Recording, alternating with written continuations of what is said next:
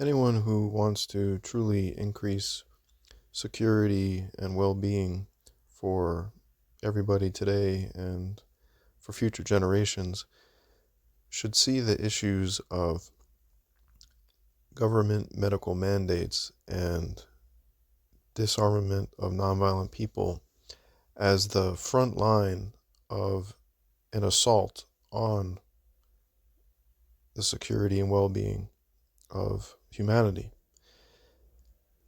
A lot of people actually see it the other way around. They think that these medical mandates and push for further gun control are actually helping secure the safety and well-being of the people. But that is the exact opposite of the truth, and it's not very difficult to discern how it's the opposite of the truth once it's succinctly to you. So I'm going to do that here and also talk about recent news where the Center for Disease Control has been speaking and acting in favor of gun control, which is to me very interesting because it shows this correlation between the medical mandates, which of course was the CDC's, main priority these past years, and the disarmament of nonviolent people. They're actually two sides of the same coin. And the way that this might be made more clear is by thinking about what's happening fundamentally. A medical mandate is saying, I get to inject whatever I want to in your body. If I call it medicine, I can inject it into your body at any time, as many times as I want to. Any kind of medical device, any kind of medical procedure, I can do it to you anytime I say so. Anytime I say it's for safety or the greater good, I can just take over control of your body, treat it as my property, and proceed with coercing you to comply with whatever so-called medical, device or treatment that I want to carry out. That's what a medical mandate is. And that is pure communism, because communism is fundamentally the removal of private property rights and the private property becoming state property. So the most fundamental form of private property is actually your own body. So if you do not have control over your own body, if you can't decide what goes in it or on it anymore, right? That's fundamental to property rights, is that you get to control your own property and no one else does. If the state is making medical decisions for you, that's a claim of ownership of your body. So that's actually extreme communism, more so than, say, the state just taking over a business, the state taking control of a private business, which they've done also during these so-called lockdowns, where they, have closed businesses, again, in the name of safety. That's also communist, because it's a private business and the state has no legitimate claim of control over it when what they're carrying out is simply a preemptive attack, saying, well, we get to do this aggressive action, we get to carry out abusive control if we say it's for safety. As long as we just say the magic word safety, you no longer have private property rights. It's just communism, in the name of safety. They're not going to just admit that they want simply to have more power and control, so they have to use the safety excuse. And unfortunately, too many people have accepted that through a lot of emotional manipulation, a lot of guilt tripping, right? Calling you selfish if you don't comply. I just came across, again, a video talking about narcissistic behavior, narcissist characteristics. And one of the things that was pointed to was that the narcissist will call you selfish if you don't comply with their abuse. It's the same thing. Like I've said in previous talk, government, especially in its extreme form, in its most powerful form, in its communist form, this totalitarian form, is purely narcissistic. It matches the behaviors of what is called narcissism exactly. But unfortunately, I think what I'm expressing here kind of might go over the head of a lot of people.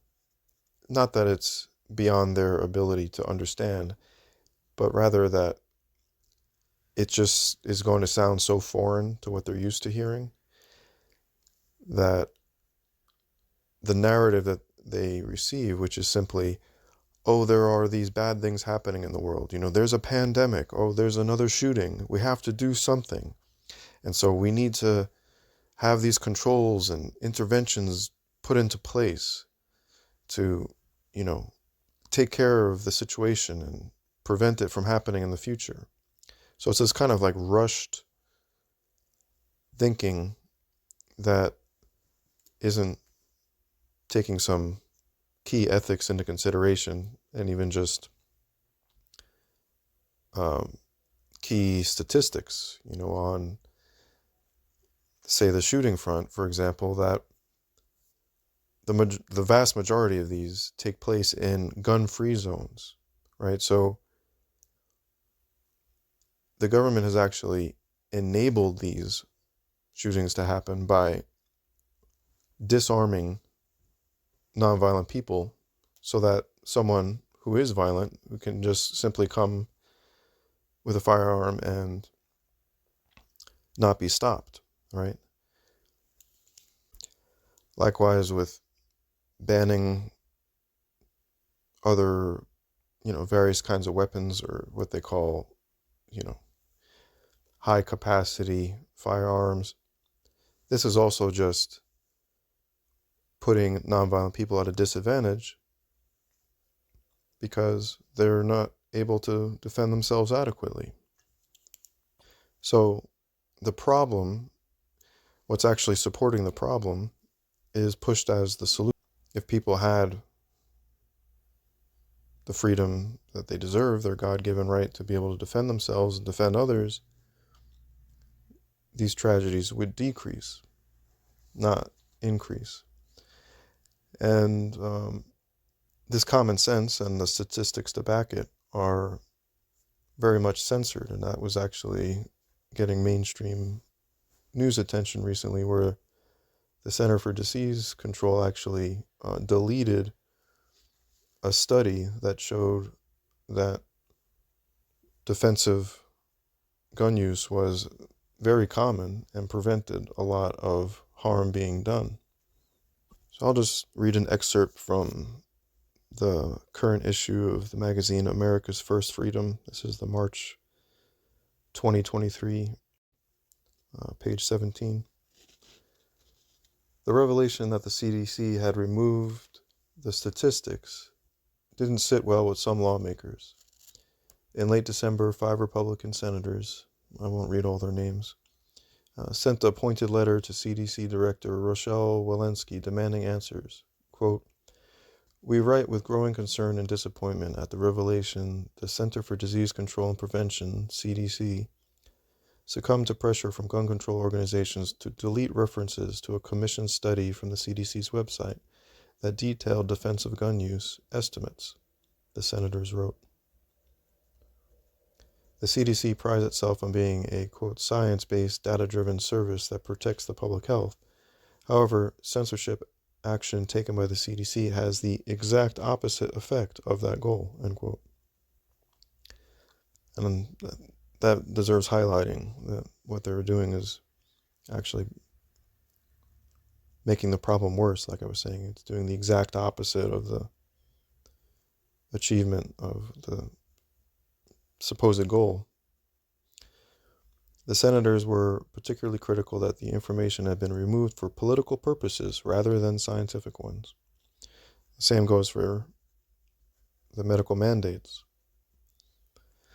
Quote, the removal of the reference study was not due to updated research, the senators wrote. Instead, based on the released emails from the FOIA request, Freedom of Information Act, the removal of this study appears only to have been done to appease gun control groups and to suppress any data that firearms are, in fact, an essential life-saving and protection tool, end quote. And on page 8 of the same issue, there's a letter about this same issue with the CDC, and in part reads, quote, the Centers for Disease Control and Prevention has been on a multi-decade mission to paint gun ownership as a disease that needs to be eradicated from American life, end quote. So I find that really interesting, right? Gun ownership as a disease. Well, the true disease is actually communism. That's what's actually the real threat to humanity here, not people having weapons that they can use to defend themselves and their neighbors and their community. The real disease is this global agenda to make populations more and more like livestock, exactly like livestock.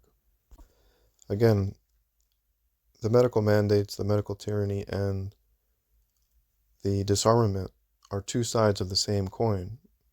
And that coin, that main outcome being human beings being transformed into literal livestock of so-called elites.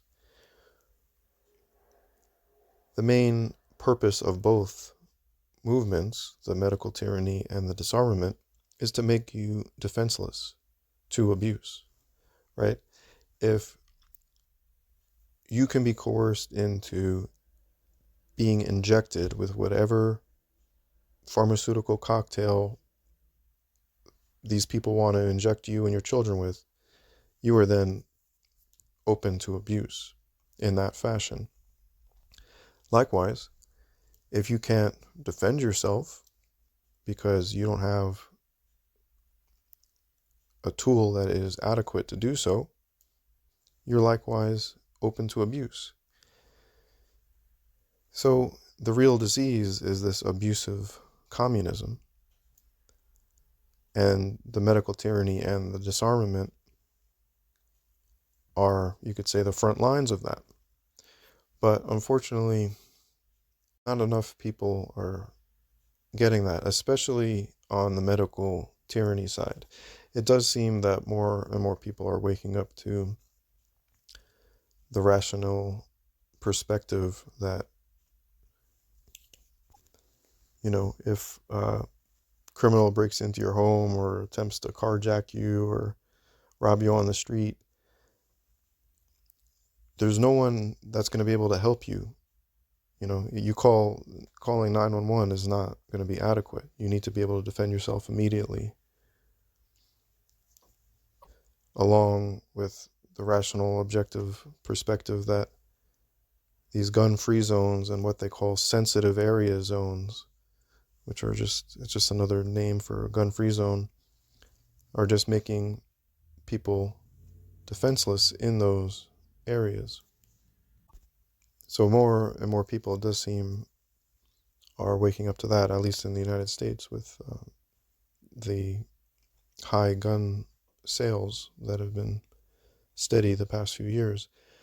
But on the medical tyranny side, what I've observed is 2 steps forward, kind of 1 step back. So they've pulled back on the vaccine mandates, but what I've seen is that the mask mandates are still being held in place in certain places, like any hospital or medical clinic or a government facility, like a city hall or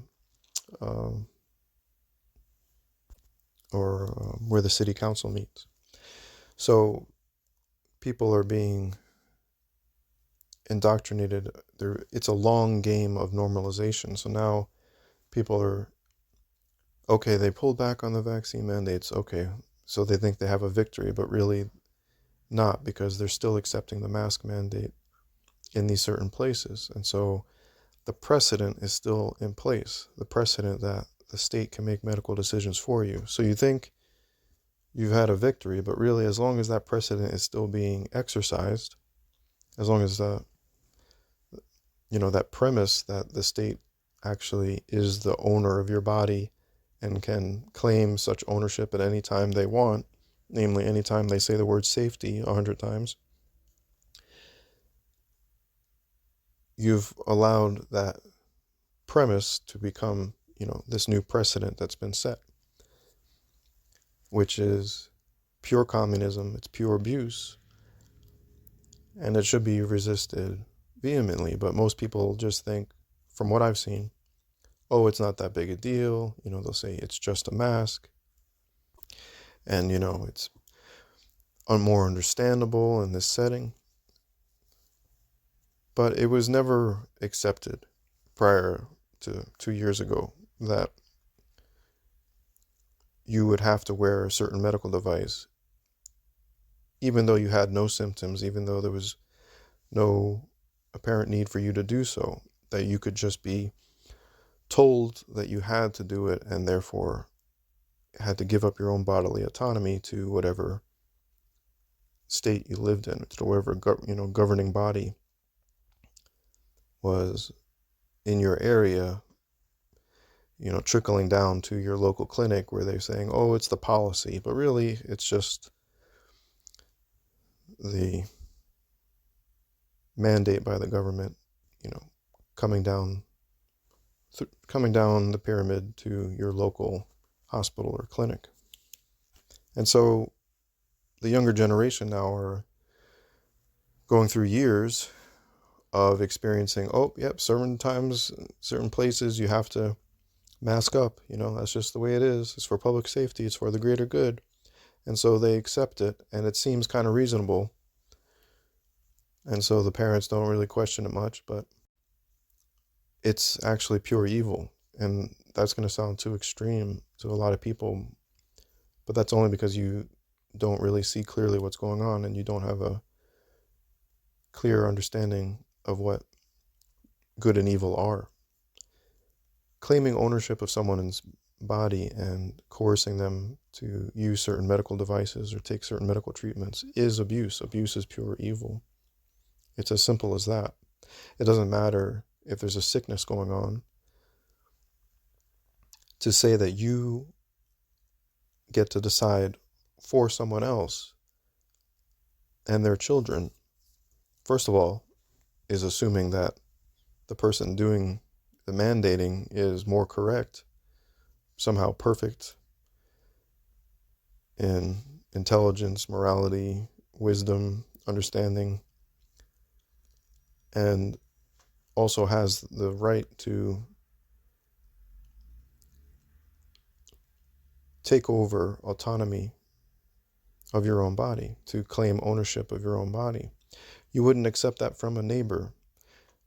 So why would you accept it from someone else just because they have some title, some sense, of authority in your mind? It's just pure idol worship. It's a fundamental sense of inequality that you don't actually think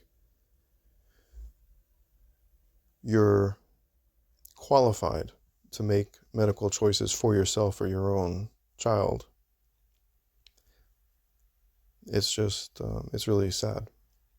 And it's just people accepting this transformation into becoming more and more the livestock of these so-called elites, who are actually just narcissistic abusers.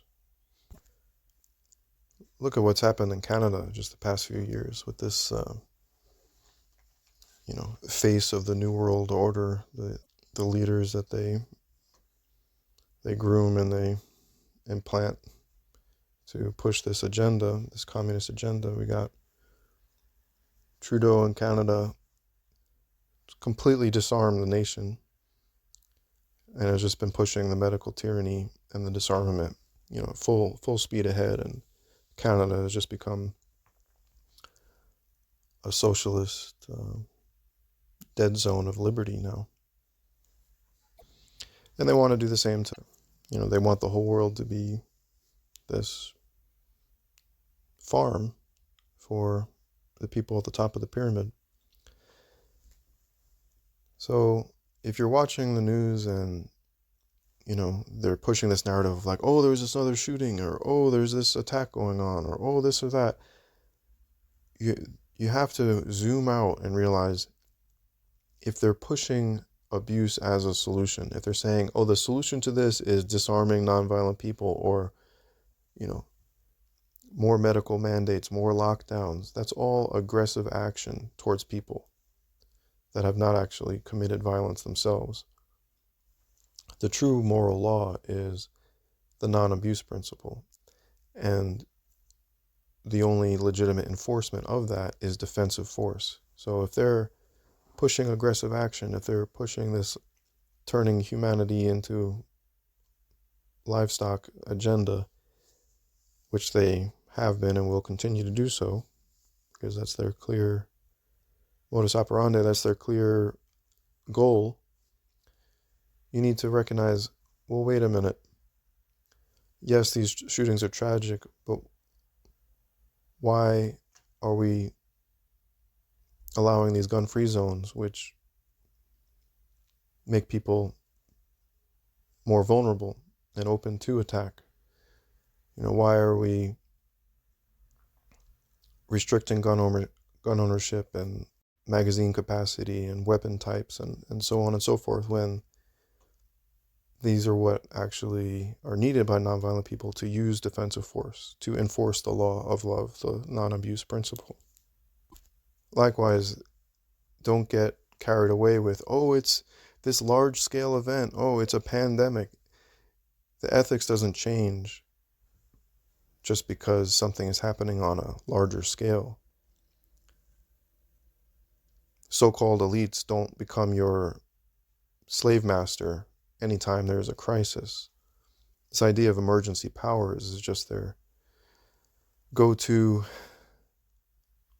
strategy because people keep falling for it over and over again, which is the title of a talk I just gave previously. You may want to check out, called How Society Gets Played Over and Over and Over. So rather than repeat what I said there, I'll just end this talk here and hope that it made sense to a few people.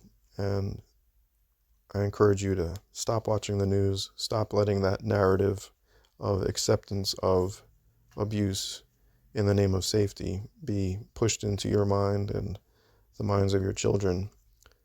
Because if you do allow that, you're just volunteering to be brainwashed, to become socialist livestock.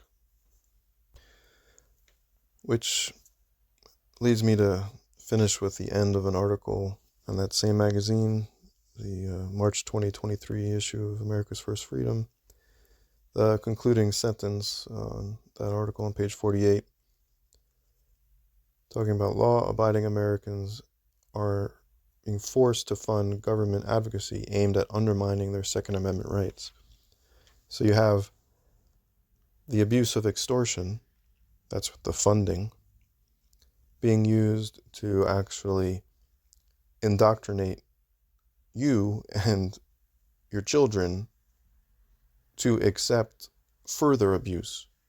So they steal money from you and then use the money to pay for propaganda, brainwashing, right? So it's just a really sick, abusive relationship that actually needs to end, just like in the personal relationship scale of a narcissistic, abusive relationship. What do they advise? What does the counselor advise? No contact, break the relationship. It's the same solution because it's the same dynamic fundamentally. It's just instead of on a small scale of 2 people, it's, people at the top of the pyramid and then the larger populations that they are trying to abusively control. All right, thanks for listening.